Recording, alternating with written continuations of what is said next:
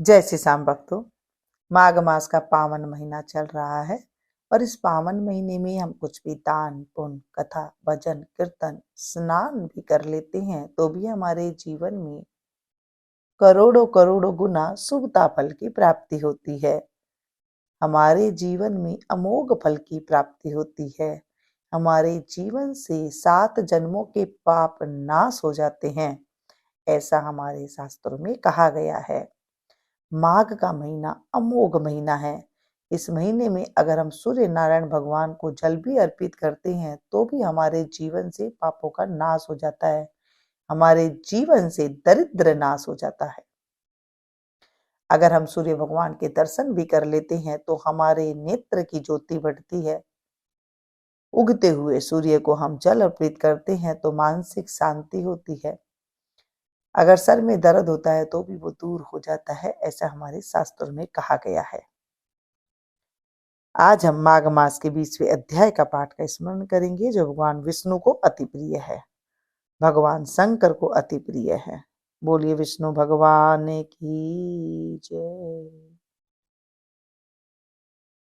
पता नहीं किस रूप में आकर, पता नहीं किस रूप में आकर नारायण मिल जाएगा। पता नहीं किस रूप में आकर नारायण मिल जाएगा। निर्मल मन के दर्पण में वह राम के दर्शन पाएगा।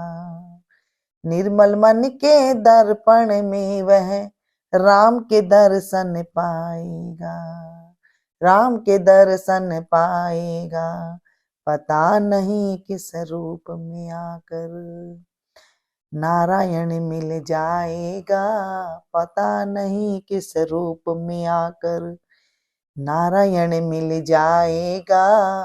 निर्मल मन के दर्पण में वह राम के दर्शन पाएगा, राम के दर्शन पाएगा।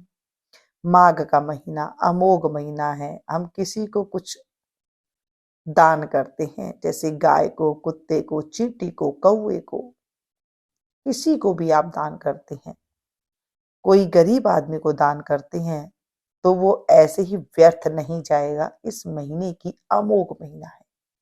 ना जाने किस रूप में आकर नारायण मिल जाएगा। पता नहीं किस भेष में आ जाते हैं भगवान।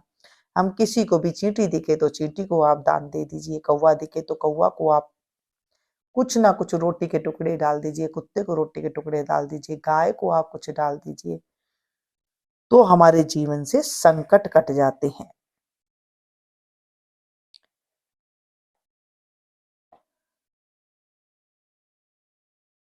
अब तक हमने सुना था कि गंधर्व कन्या और अपने पुत्र का परिचय देकर सब वृतांत सुनाया और कहा कि हे मुनीश्वर, यह सब ही श्राप मोहित होकर आपके सन्मुख खड़े हैं। आप इन बालकों का निस्तार करिए।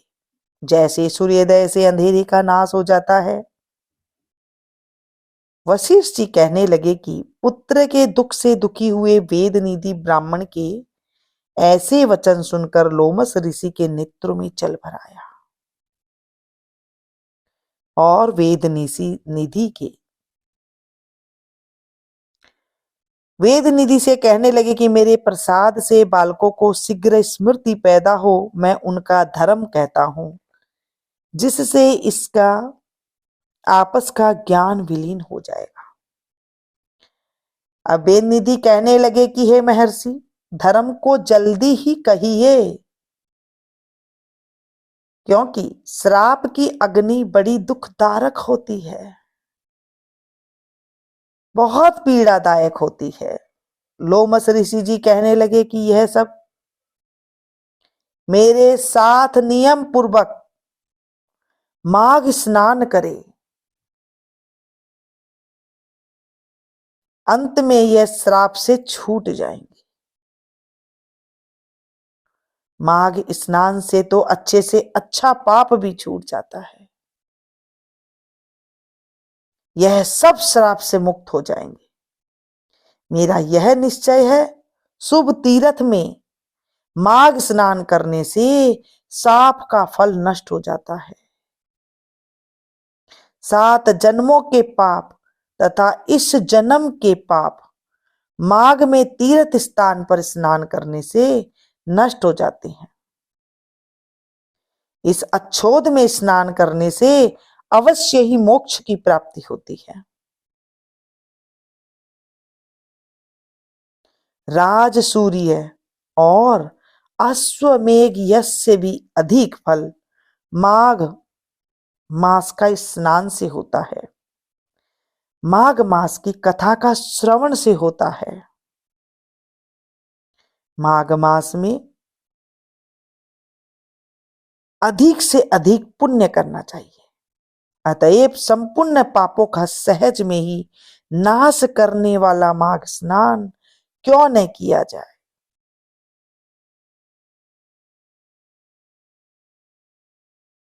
बोलिए विष्णु भगवान की जय। माघ मास की महिमा अभोग अमोघ है। माघ मास में हमें हो सके तो दिन में 1 या 2 घंटे मौन रहना चाहिए।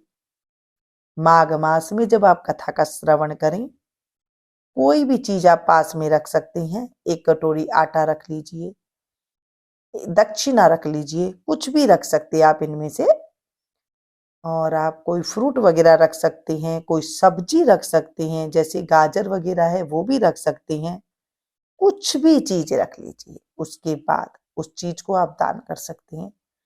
जो आपने रुपये सिक्के रखे थे हाथ में ले लें और उन्हें आप इकट्ठा कर लें, या फिर किसी गरीब को दे दें, या तो उन पैसों को इकट्ठे करके किसी जरूरतमंद को दे सकते हैं, या उनका हरा डलवा सकते हैं गौशाला में, गऊओं को गुड़ डलवा सकते हैं।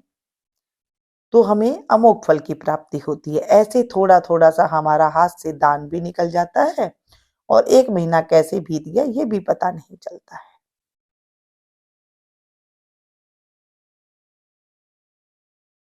माघ मास में जब आप कथा का स्मरण इस तरह से करते हैं, मान लीजिए आप स्नान नहीं कर सकते हैं, कोई की अवस्था ऐसी होती है कि वो स्नान नहीं कर पाता है, तो आप उनके सामने इस कथा का वर्णन कीजिए, ये कथा सुनाइए, तो उनके जीवन से पाप मुक्ति हो जाती है।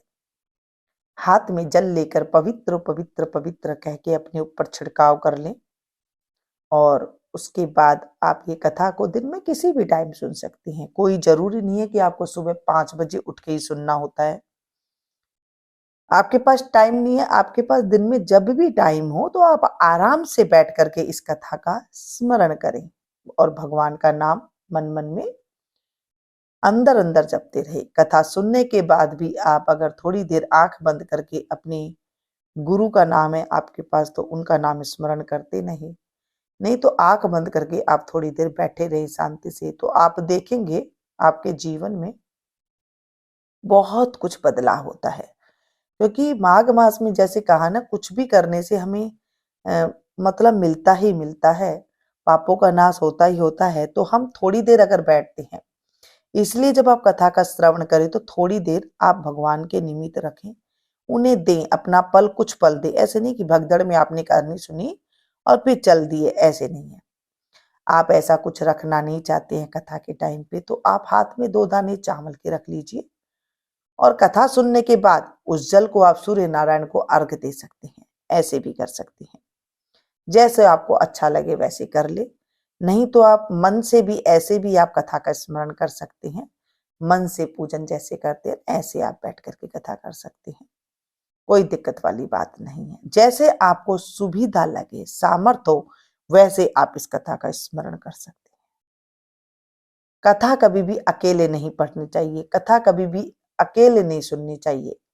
जैसे मैं सुना रही हूं तो हजारों की मात्रा में एक साथ सुन रही हैं, तो आप उस टाइम पे हुंकारा जरूर भरे। अकेले चुपचाप कभी कथा नहीं सुननी चाहिए। अकेले कथा का अगर आप पढ़ रहे हैं तो अकेले पढ़ना भी नहीं चाहिए, उसका हमें दोष लगता है। या तो किसी को साथ में बिठाए, या फिर जैसे मैं सुना रही हूँ तो उस टाइम पे आपको हुंकारा भरना चाहिए। कथा को हुंकारा जरूर भरा करें, उससे आपको बहुत पुण्य की प्राप्ति होती है। कथा सुनने की भी प्राप्ति होती है और हुंकारा बनने से भी प्राप्ति होती है। हे प्रभु, हे दीनानाथ, हे मुरली मनोहर, हे मेरे कान्हा, आज हम माघ मास की कथा का हमने स्मरण किया है। इस कथा में अगर कोई भी गलती हो गई हो, कुछ अधूरा रह गया हो, तो उसे पूरा करना। गलती हो गई हो तो अबोध बच्चा समझ के हमें माफ करना, और पूरी हो कथा तो उसे स्वीकार करना।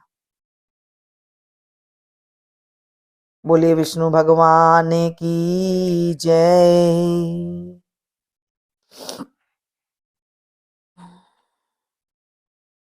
किया न जप तप तीरथ न घूमा,